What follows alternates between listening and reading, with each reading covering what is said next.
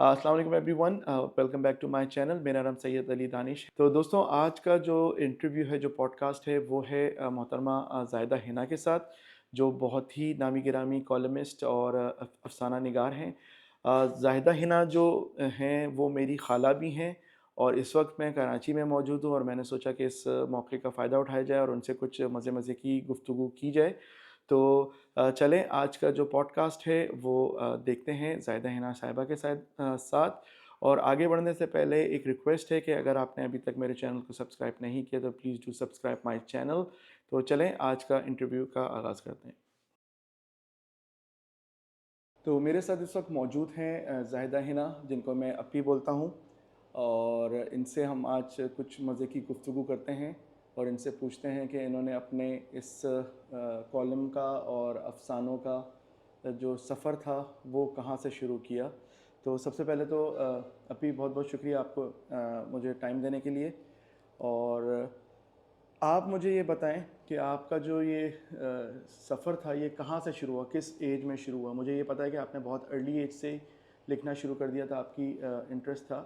तो मुझे बताएं कि आपका सफ़र कैसे शुरू हुआ। कि देखो, ऐसा है कि अब्बा ने तो मुझे पढ़ाने लिखाने का जो अमल था हम्म। वो 4 साढ़े 4 बरस की उम्र में शुरू कर दिया था। अच्छा। और 9 बरस में पहली कहानी लिखी थी मैंने, 9 बरस में? नौ अच्छा। बरस की उम्र में। लेकिन वो कहानी जो है ना, हम्म। वो ज़ाया हो गई। अच्छा, वो क्यों? और वो इसलिए ज़ाया हो गई कि वो एक रूमानी कहानी थी। अच्छा। हाँ, तो हमारे दोस्त ने कहा कि अबे जूते पड़ेंगे तुझे, जला दो। इसको फेंक दे। सही। तो मैंने उसे फेंक दिया। चले।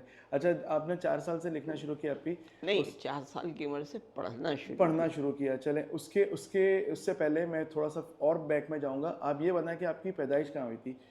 मेरी पैदाइश सहसराम की है, बिहार। जो कि एक बहुत मशहूर शहर है बिहार का। अच्छा। और वो इसलिए बहुत मशहूर शहर है कि वो आ, शेर शाह सूरी का की जाए बर्थ पैदाइश प्लेस भी है। है और जाए वफात भी है। वो वहीं दफन है। सही। उसका बड़ा मशहूर मकबरा है। अच्छा।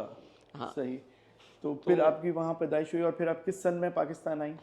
मैं आई हूँ 3 जनवरी 1948 को। अच्छा।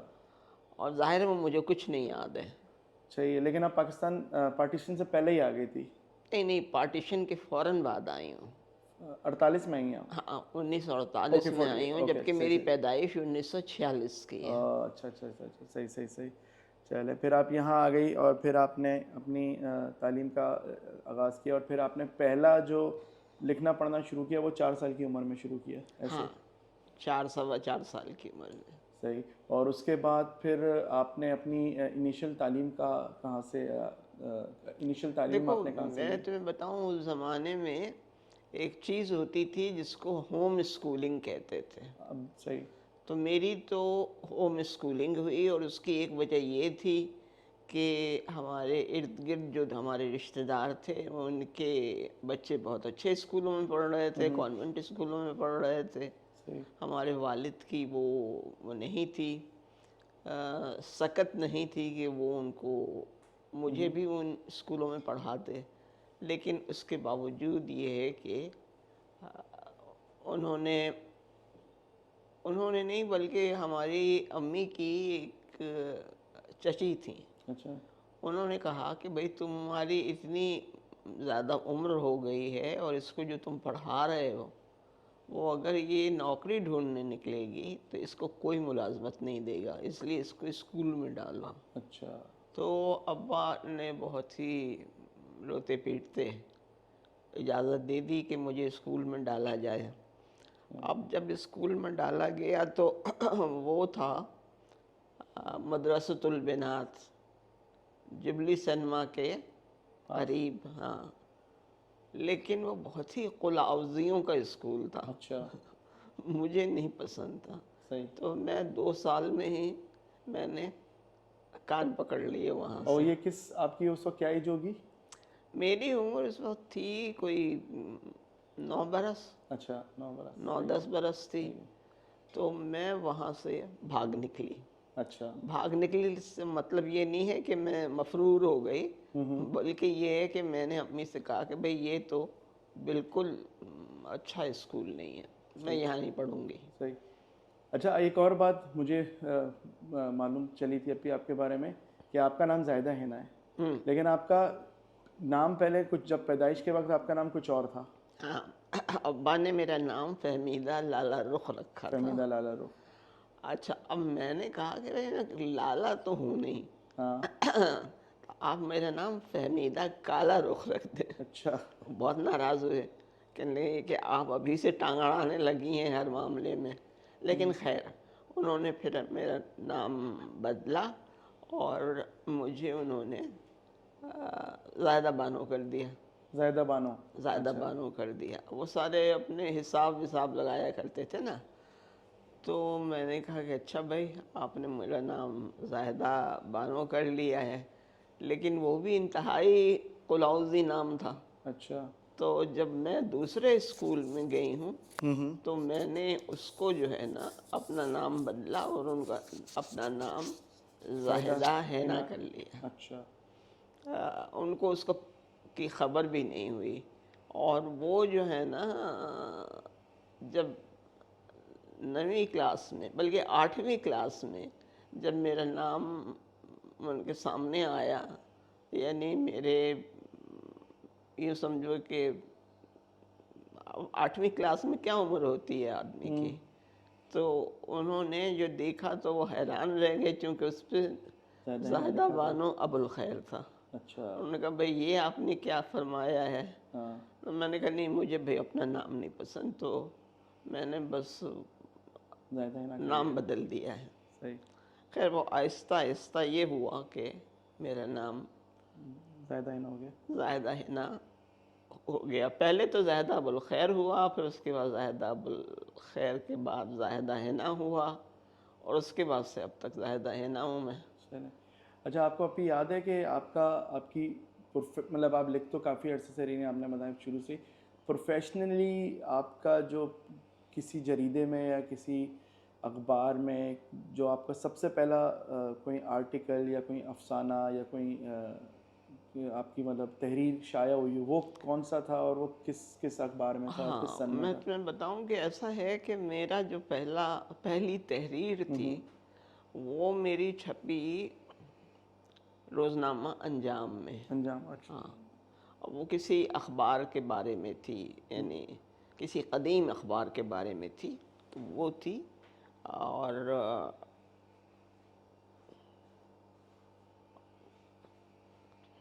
वो जो थी ना, बहुत ही सकील किस्म का एक कॉलम था। मजमून था। अच्छा। वो छपा अंजाम में। उस ज़माने में अंजाम बंद होने वाला था। अच्छा। खैर, वहाँ से मैं चली, और फिर स्कूल का जो मैगज़ीन था उसमें मैंने लिखना शुरू किया, इरम मैगज़ीन में, और फिर फ़ौरन ही उसकी मैं एडिटर हो गई। स्कूल के मैगजीन की। हाँ, सही। तो मैं 8वीं 9वीं और मैट्रिक में रही उसकी एडिटर, और बहुत अच्छा रसाला था। सही। यानी मैं हैरान होती हूँ अब जब देखती हूँ। अ, सर, अखबार अभी तक चला है वो मैगजीन? नहीं, वो अब तक नहीं चला, अच्छा। इसलिए कि फिर वो इंतज़ामिया बदल गई, सही। फिर किसी को अदब से दिलचस्पी नहीं थी, सही। तो वो बदल गया। लेकिन उससे मैंने लिखना शुरू किया, उससे मैंने छपना शुरू किया, और अब प्रोफेशनली मैं रही जनाब, जो लिखने का सफ़र था मेरा, वो था मेरा, यानी 8वीं 9वीं क्लास से शुरू हो छपने गया। का शुरू हो गया। सफ़र शुरू हो गया था। और निशान राह जो दिखाते थे हम्म। ख़ुद सितारों को वगैरह, और टीपू सुल्तान, और इस तरह के मज़ामीन थे मेरे। सही। सही। सही। फिर मैट्रिक में मैंने वहदतुल वजूद लिखा, तो यही तय पाया कि ये ज़ाहिर है ये ख़ुद नहीं लिखती है, ये अपने लिखवाती है। वालिद से अच्छा। लिखवाती है। मैंने कहा अच्छा चलो बैठ जाओ और उसमें लिख लो क्लास में। तो खैर वो लिखा गया, तो जाहिर है दूसरे मतलब पट हो गए, और सही। मैं चित रही। तो ये रहा सिलसिला। उसके बाद प्रोफेशनली तो मैंने अखबार ख़वातीन से लिखना शुरू अच्छा। किया, जब वो 1966 में यहाँ से निकला है। और उन लोगों ने मुझे बुलाया, फिर उन्हीं ने मुझे कहा, फरहाद ज़ैदी साहब ने, कि भाई आप लिखें। चलो मैंने उनसे उनके लिए 2-4 मज़ामीन लिखे, और फिर उनके यहाँ से ऑफ़र आ गई कि आप अखबार ख़वातीन ज्वाइन कर लें। अच्छा, अखबार ख़वातीन उस ज़माने में बिल्कुल यूँ समझें आप कि हॉट केक की तरह बिकता था उस अच्छा, ज़माने में। ये किस सन की बात है अभी? ये बात है 1966-67 की। ओके। उस ज़माने में मशरक़ी पाकिस्तान भी हमारे साथ था, या हम उसके साथ थे, जो अच्छा, आप कहें। सही। तो उस ज़माने में उसकी इशाअत बहुत ज़्यादा थी। हुँ, और वो जो है ना, जिसे आज के ज़माने में हॉट केक कहते हैं, हुँ, तो हॉट केक की तरह बिकता बिक था। रहा उस था। ज़माने में उसकी इशाअत 56,000 थी, अच्छा, हफ्ता। अच्छा, हाँ, वो हफ्ता सही, हफ्तावार था। सही। तो खैर मैंने उससे शुरू किया। उसके बाद फिर यानी मेरे सिलसिले यही चलते रहे। मैं नेशनल बैंक में मुलाजिम हो गई, लेकिन मुझे जब ये पता चला कि अखबार ख़वातीन में या मशरक़ में मुझे बाकायदा मुलाजमत मिल सकती है, तो हाँ, मैं नेशनल बैंक उसमें चले गए। चली गई। और लोगों ने बहुत बुरा भला मुझे कहा कि भाई पक्की मुलाजमत है तुम्हारी नेशनल बैंक की, तो इसे न छोड़ो। लेकिन खैर मैंने उसे छोड़ दिया। अच्छा, और उसके छोड़ने के कुछ ही दिनों बाद मुझे अंदाज़ा हुआ कि मेरा फ़ैसला सही था। नहीं, गलत था। गलत था। गलत था वो क्यों? इसलिए कि इन्होंने मुझे मतलब मैं शोर भी तो बहुत मचाती थी ना, अच्छा, आज़ादी इजहार और आज़ादी इजहार की वो जो है ना, उसके जो शख्साने थे, तो उस ज़माने में अयूब ख़ान की हुकूमत आ चुकी थी।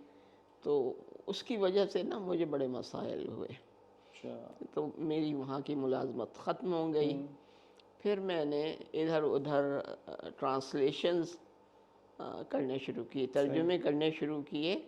और वो आलमी डाइजेस्ट में थे। उस ज़माने में वो इंशा डाइजेस्ट होता था, अच्छा, लेकिन फिर वो आलमी डाइजेस्ट हो ये गया था। इंशा डाइजेस्ट वही इब्न इंशा का? नहीं नहीं, इब्न इंशा का इससे कोई ताल्लुक़ अच्छा, नहीं था। ये रईस साहब, जॉन साहब और शकील आदिलज़ादा साहब ने अच्छा, मिल के अच्छा, निकाला था। लेकिन आपस में इन लोगों के कुछ इख्तलाफात हुए, और फिर जो है वो सिलसिला ख़त्म हो गया। अच्छा, सही। अच्छा, इसके बाद फिर आगे आके आपने कॉलम की तरफ सियासी नौइयत के आपने कॉलम लिखना शुरू कर दिए। पहले ज़रा अफसानवी तर्ज के आपके होते थे। तो सियासत में कैसे आप क्या एंट्री हुई, और या कैसे आपका इंटरेस्ट डेवलप हुआ, या शुरू से ही था?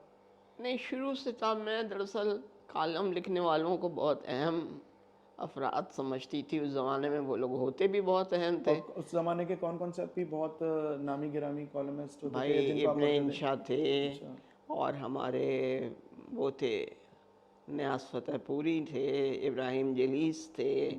इस किस्म के लोग थे जो जी, बहुत नामदार थे और बहुत जिनका एहतराम किया अच्छा, जाता था। तो मुझे बेहद ये लोग नापसंद बहुत पसंद थे। पसंद थे मुझे। मैं इस सिलसिले में शुरू हो गई कि भाई ये लोग तो बहुत अच्छा लिखते हैं। हम्म। तो इस तरह का सिलसिला रहा। अच्छा, तो शुरू से आपने आपके दिमाग में यही था कि आपको जाना कॉलम और सियासी तर्ज की सहाफ़त की हाँ, तरफ ही है, ज़ाहिर है, इख्तिलाफ इख्तिलाफ राय तो मुझे बहुत ही शुरू से ही? सही। शुरू से अजीज़ था। क्योंकि मैं अब्बा से भी बहसें करती थी, तो उसकी वजह से सही। मेरे अंदर इख्तिलाफ राय की तो एक बहुत ही वाज़ेह जिसे कहना चाहिए लकीर मौजूद सही। थी। अच्छा, एक और चीज़ आपके उसमें, एक तो इख्तलाफ राय आपने बोला, लेकिन आपके जो कुछ ड्रामे भी आपने लिखे, मेरे ख्याल में पीटीवी के साथ आपके 2-3 ड्रामे थे, या आपके जो जो तहरीर है नॉन सियासी, मतलब सियासत से हटके, उसमें उसमें भी आपका औरतों के हकूक़ में आपने बहुत लिखा है, जो आपका एक ड्रामा था देखो, टीका मैं ओडो। तुम्हें बताऊँ, आजकल जो है ना, औरतों के हुकूक का बहुत तस्करा होता है। हुँ, मैं समझती हूँ कि इंसानों के हुकूक की बात करनी हाँ, चाहिए। यानी इसलिए कि मर्द भी तो बहुत मज़लूम है, जो खेत पे काम कर रहा है, जो बोरा उठा रहा है, जो कटाई कर रहा है या बुआई कर रहा है, हुँ, बीज रहा है खेत को, तो वो भी तो बहुत हुँ, मज़लूम है। उसके कौन से हुकूक उसे मिले हैं? हुँ, तो मैं इंसानी हुकूक की ज़्यादा कायल हूँ, और उसमें चूँकि औरतें पिसी हुई हैं हुँ, हुँ। और वो ज़्यादा मज़लूम हैं, तो उनके साथ मेरा जो झुकाव है वो ज़्यादा है।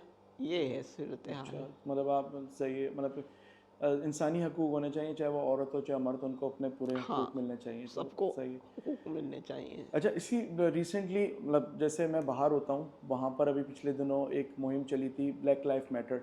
तो उसमें भी ये था कि ब्लैक। ब्लैक लाइफ मैटर्स, हाँ। जैसे जो सयाह फार्म जो बाशिंदे थे उनको पुलिस ने एक्स्ट्रा जुडिशनल किलिंग के साथ या अपनी एक्स्ट्रा फोर्स के साथ कुछ लोगों को मारा था। वहाँ पर भी एक तहरीक का आगाज़ हुआ, जिसको ब्लैक लाइफ मैटर्स बोलते थे, लेकिन उसमें भी बाद में फिर ये टर्न आया कि एवरी लाइफ मैटर्स।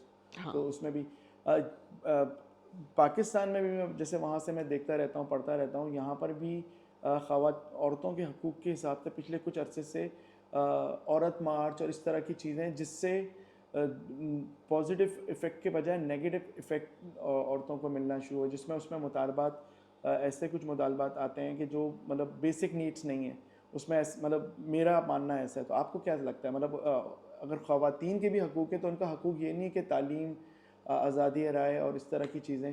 तो आपको क्या लगता है कि ये पाकिस्तान में भी ख़वातीन के हकूक़ के लिए भी काम करें, इंसानी हकूक़ तो हैं, तो उसमें सही काम हो रहा है या नहीं हो रहा, या वो भी सियासत का नज़र हो गया?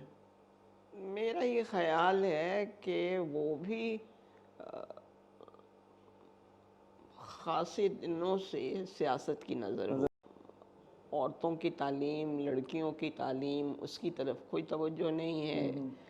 शोर बहुत मचता है, लेकिन काम कम होता है, हुँ, और हुँ। उसकी वजह से बहुत परेशानी सही। है। अच्छा अप्पी, आपने मतलब आज़ादी से लेके आपने बहुत सारे आमरीत के दौर भी देखे, बहुत सारे सियासी ऐसे दौर भी देखे।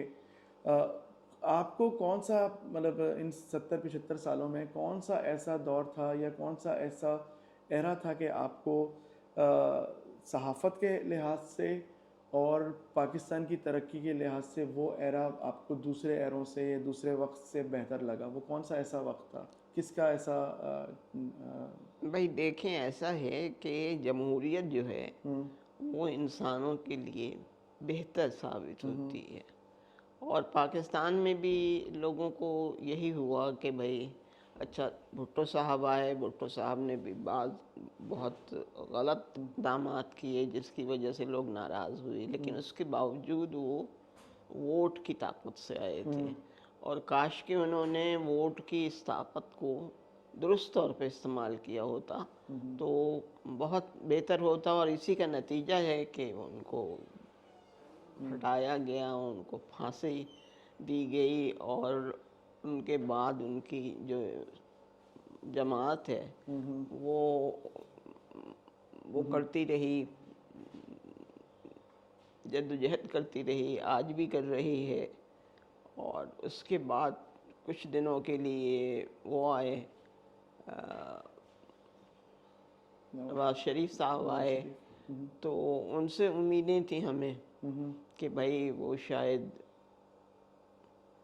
अ, बहुत बेहतर काम करेंगे, लेकिन वो भी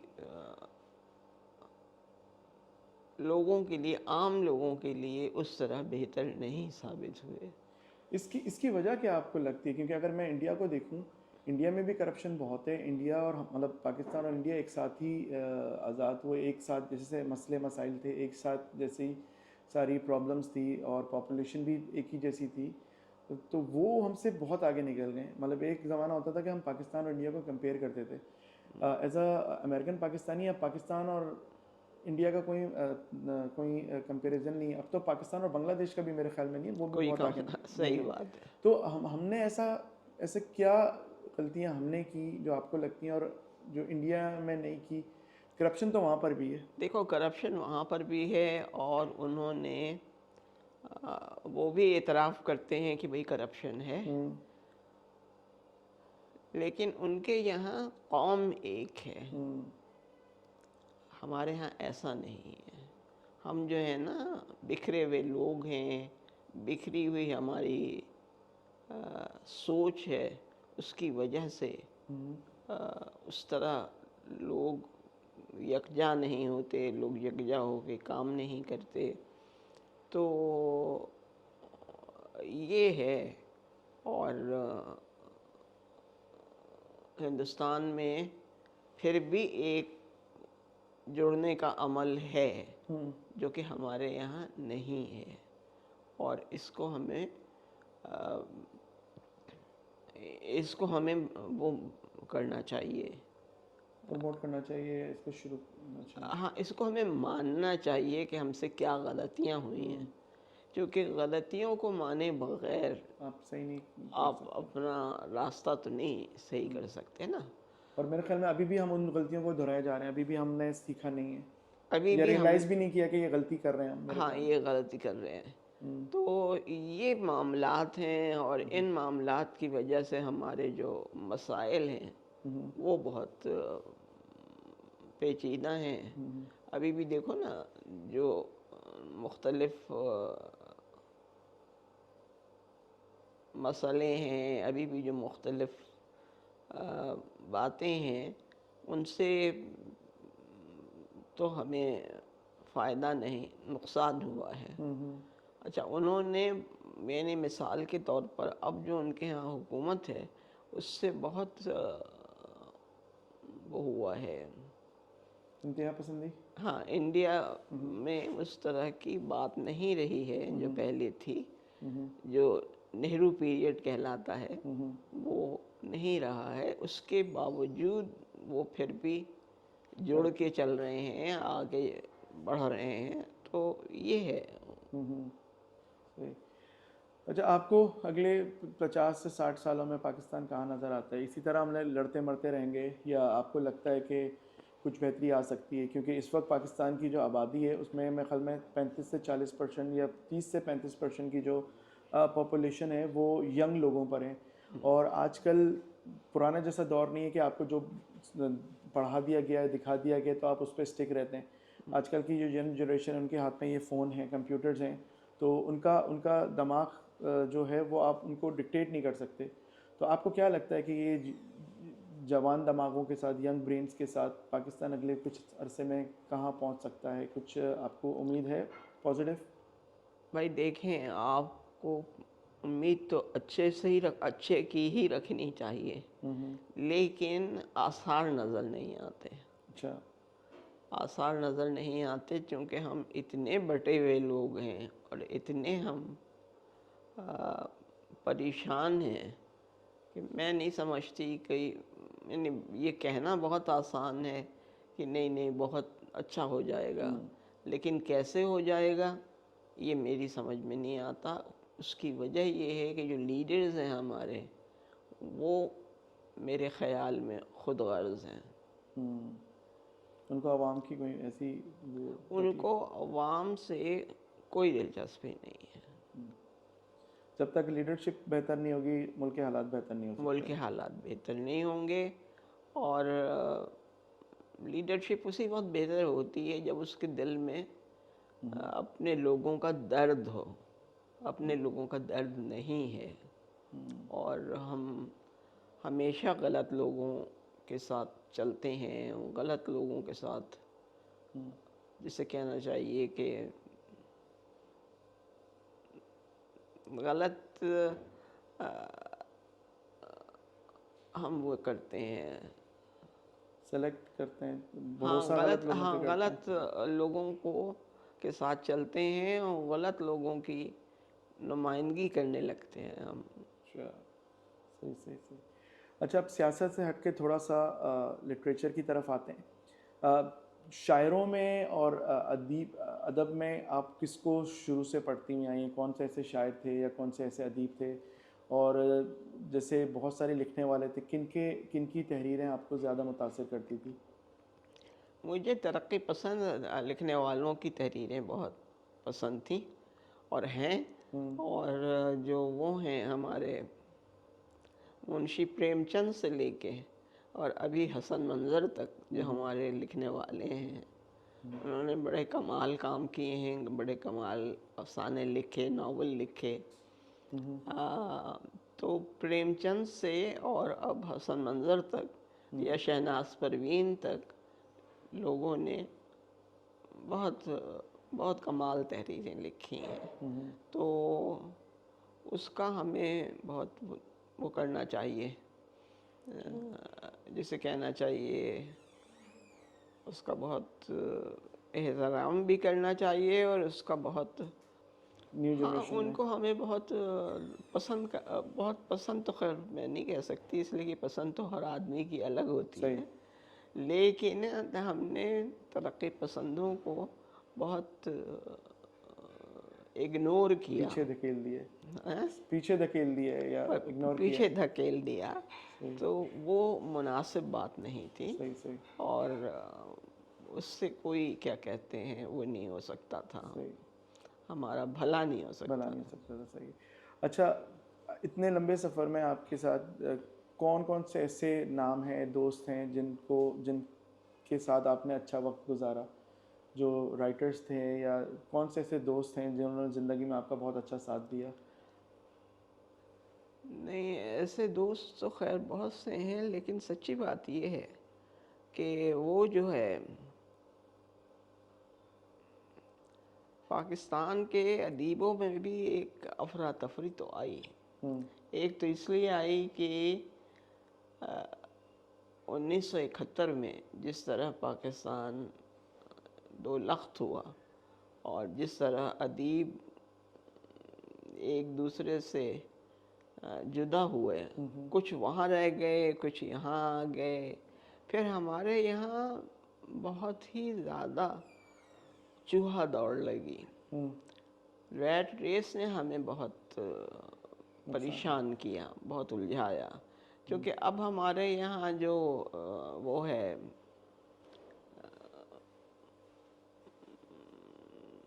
अब हमारे यहाँ जो वो है, ये कहना चाहिए कि अच्छी जो जिन लोगों की बोदोबाश है, हुँ, हुँ, वो जो है ना, वो बहुत अहम हो गई है। वो लोग जो डिफेंस में रहते हैं, हुँ, हुँ, तो वो ज़्यादा सामने आते हैं, या हुँ, उनके उनकी महफिलें बहुत सजती और संवरती हैं। हुँ, हुँ। तो ये सारी बातें हैं और इसका असर तो पड़ता है।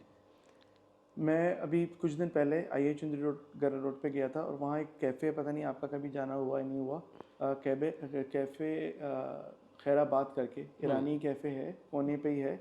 और मैं 30 साल के बाद गया हूँ। 30 साल पहले जब मैं वहाँ गया था तो अब्बू के साथ जाता था, तो वहाँ पर बहुत सारे आपके अखबारी लोग बैठे होते थे और अदबी लोग बैठे होते थे। एक बहुत ही ज़बरदस्त माहौल होता था।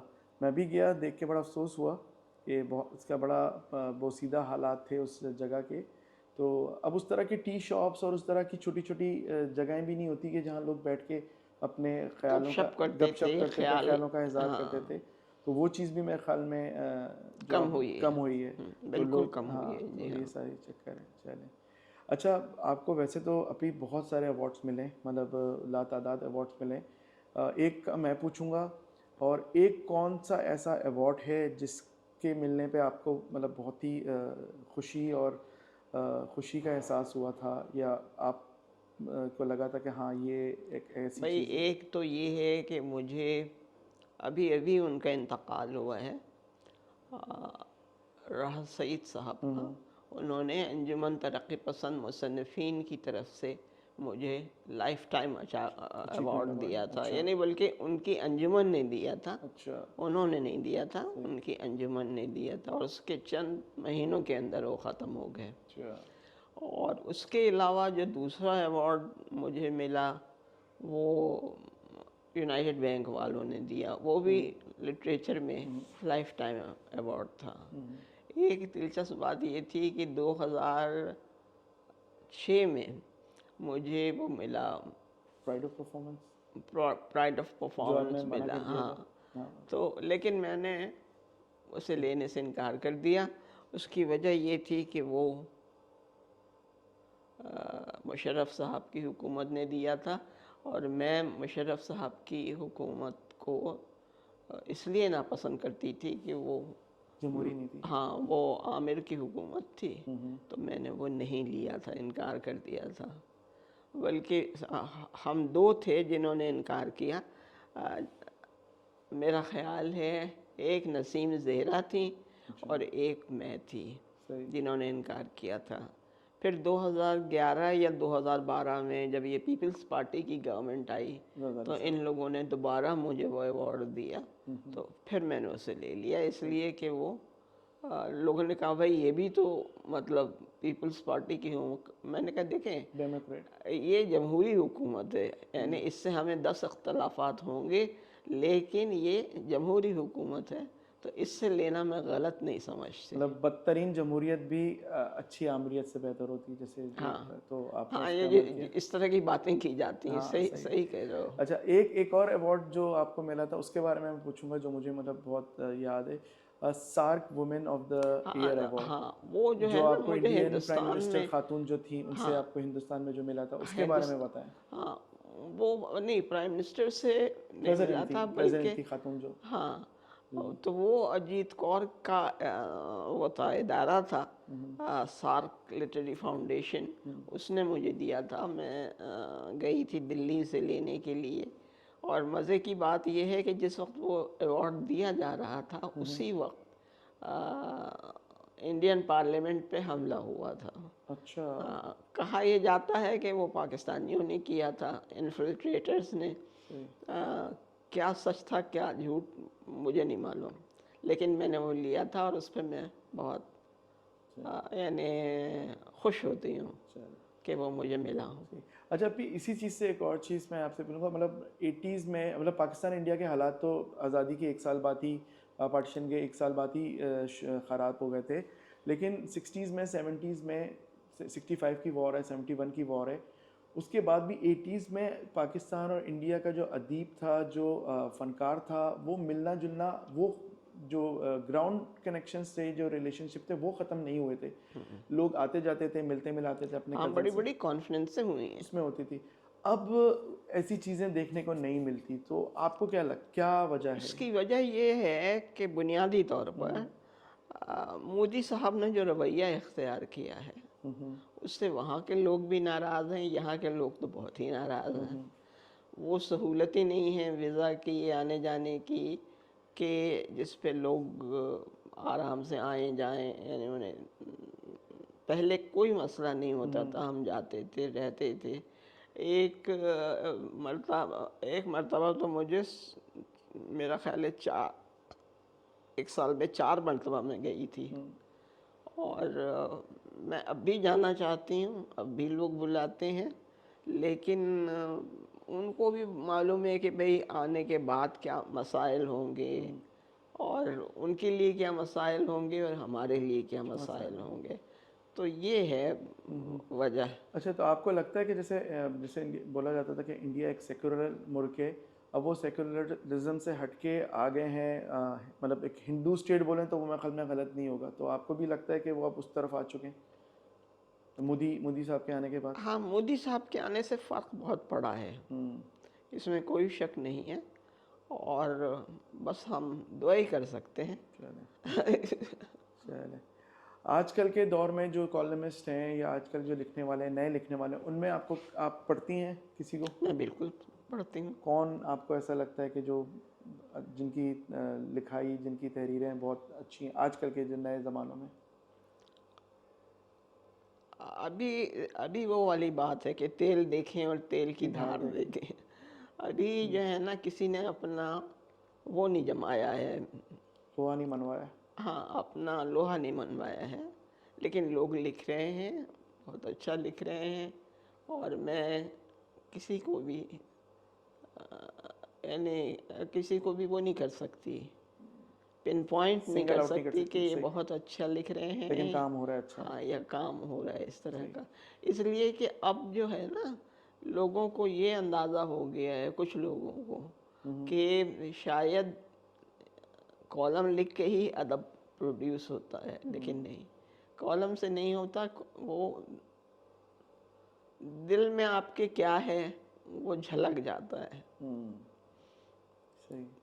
जैसे वजाहत मसूद बहुत अच्छा लिखते हैं, और वो एक ताकतवर आवाज़ है वजाहत वजाहत मसूद। की। हाँ जी, हाँ। सही। अच्छा, फिर आखिर में एक आखिरी सवाल, इसके बाद फिर वाइंड अप करेंगे। एक मतलब 60s में 70s में भी बहुत ज़्यादा सेंसरशिप्स होती थी, बहुत ज़्यादा लोगों को तंग किया जाता था, उठाया जाता था। अब मतलब, और उस वक्त खाली अखबारात हुआ करते थे और एक स्टेट टीवी हुआ करता था, तो वहाँ उस वक्त कंट्रोल करना बहुत आसान हो जाता। लेकिन अब भी इस तरह के काम हो रहे हैं, तो आपको क्या लगता है कि इस तरह जब सेंसरशिप से या इस तरह की जो लोगों पे फोर्स करके उनकी चीज़ों को डिलीट करवाया जाता है, बहुत सारे जो आपके टॉप के सहाफ़ी हैं, लिखने वाले हैं, उनको यहाँ आज़ादी से लिखने नहीं दिया, वो बहुत से लोग जिला वतनी उन्होंने अख्तियार की हुई है। तो आपको लगता है कि इस तरह के इक़दामात या इस तरह की जो चीज़ें होंगी उससे मुल्क या जो जर्नलिज्म है उसको फ़ायदा पहुंचेगा या नहीं? ये देखिए, राय इबलाग पे जब भी पाबंदी लगी है तो उससे फ़ायदा तो कभी नहीं पहुंचा है, नुकसान नुकसान हुआ है। हुआ। मैं नहीं समझती कि आप हामिद मीर के साथ ज़्यादती करें और गोलियां मारें उन्हें, या और दूसरे जो हमारे साथी हैं उनके साथ ज़्यादतियाँ करें, वो काम नहीं आता। आखिरकार सच तो सामने आता है, चाहे वो किसी के साथ भी ज़्यादती करें आप, और किसी के साथ भी आप ज़ोर ज़बरदस्ती करें।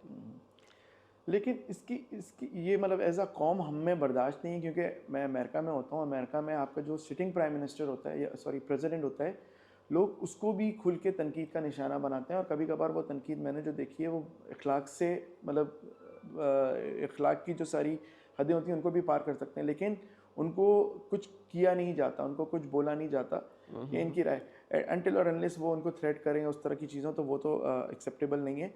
हमारे माशरे में हमारे जो शुरफा हैं या हमारे जो हुक्मरान हैं, इनमें बर्दाश्त का मादा क्यों नहीं है? एज अ कौम हम में नहीं है तो उनमें भी नहीं है, या वो लीड हैं उस वजह से? आपको क्या लगता है ऐसा? नहीं, देखो ना, ऐसा है कि जो एक तो एलीट जो है ना, वो कोई चीज़ नहीं होते। एलीट कोई चीज़ नहीं होते। और चूंकि हमारे यहाँ रवैया शुरू से मेरी मुराद ये 1500 साल से जो लिखने वालों या सोचने वालों के साथ रवैया रहा है, तो वो तो बहुत ही गलत और बहुत ही नामुनासिब। परेशान कुन रहा है। तो ये नहीं हम कह सकते कि भाई उनके साथ कोई वो रहा है। अब आप ये देखें ना, अगर हम बिल्कुल पीछे चले जाएं तो जाबिर इब्न हय्यान हैं, और वो हैं इब्न रुश्द हैं, और दूसरे जो हमारे बड़े सोचने वाले थे, फ़लसफ़ी थे, उनके साथ कितना जुल्म और कितनी ज़्यादती की गई। तो हमारे यहाँ चूँकि पहले दिन से ये उसूल रहा कि इख्तिलाफ़ की आवाज़ को कुचल दो या उसको पनपने न दो, तो इसलिए हम बिल्कुल वो नहीं रहे। यानी हमारे यहाँ वो नहीं है,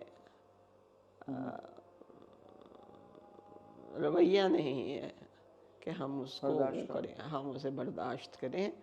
और ये सबसे अफसोस की बात है जिसकी वजह से हम बतौर फ़र्द या बतौर कौम या बतौर तबका हम नहीं पनप सके।